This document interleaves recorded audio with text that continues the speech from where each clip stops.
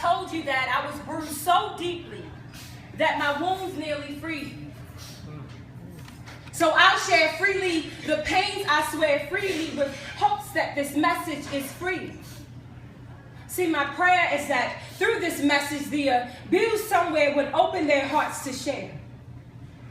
And may their abuser beware and learn through their pain that new life they've gained. See, he thought he'd beat the fear of leaving into his childhood lover, who just so happens to now be his child's mother. Dr. Jekyll and Mr. Hyde, these cycles always seem to collide. But we denied the truth, making an excuse to hide the abuse and disguising it throughout our youth. So much so that we couldn't recognize that we were suffocating the bloom of our own youth. See, he was my childhood love, and I was his high school crush. He said I was what he was missing in HUD's my love.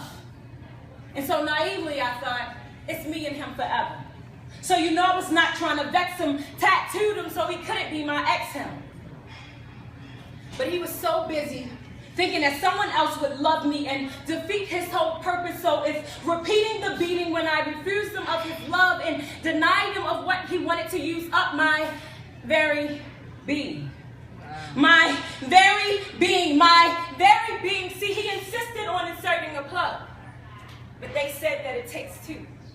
But what happens when you are the other half of the two? Denying the truth and accepting the abuse, and never really having gotten used to admitting help is needed. See, my tears haven't fallen on deaf ears like the pleats of my skirt lay across my legs when propped upon my bed. And so even now it seems weird to open up in a room full of complete strangers. There's no fountain of youth to take back the abuse, erase the bruise, and get back my youth. And candidly speaking, I haven't not known that face that stares back at me in the mirror for quite some time now.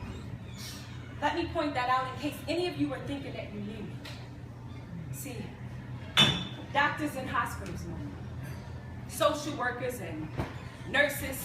The little sophisticated chick that sits behind the desk, she knows me. She checked me in when I was waist deep in mess. Baltimore City judges know me. Chatter in a break room and whispers about my case. I know that they discussed me. I see the looks about their face. There were frequent visits to domestic violence relief, but I didn't receive their help because I lived in disbelief. House of Ruth? That attorney falsely represented me, disguising his untruths. Running up and down city streets, disguising the abuse and being discreet like TLCs, and so I creep. Now you all are wondering probably, well, why did you say?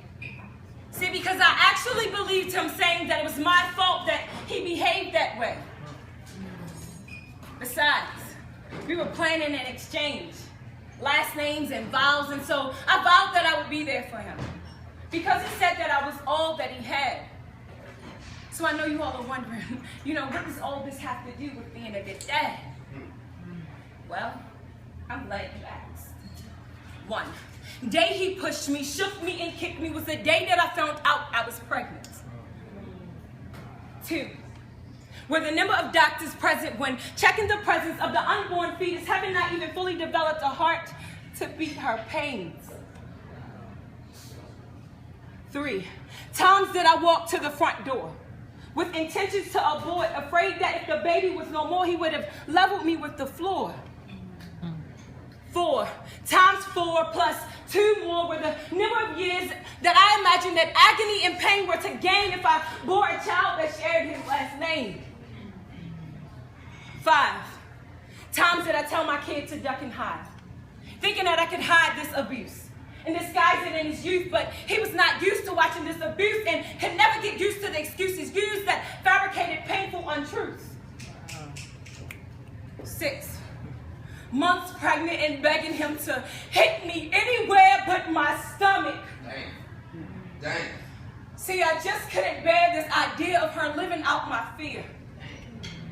7, represents infinity, which represents an inclination of me as I would be incarcerated and never set free the next time that he raises his hands against me. arrested, and the policeman suggested that this time I leave.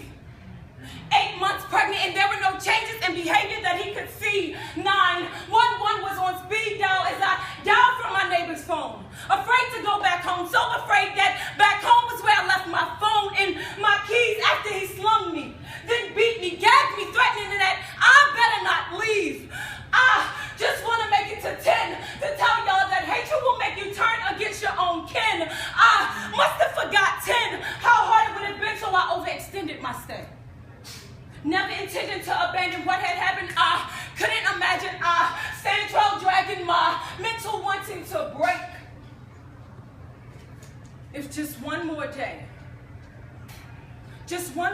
having to awake to this drama that leaves me drained in my mental state. And so giving up seems to be the only way that I'll ever have peace, but then I'm not only giving up on me. See, he says he just wants to be a good dad.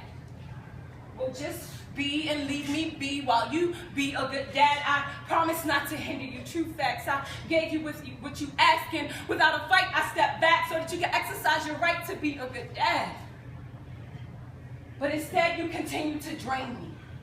Not seeing how this too contains grief, and my pains reach our little baby who grow up to be a little lady. I said one day, she's going to grow up to be a little lady. And this continued abuse is degrading. And see, now I'm actually alternating hands to catch the flow of tears that fall upon the years of past. And so, is it too much to ask? To ask you to please, just be a good dad?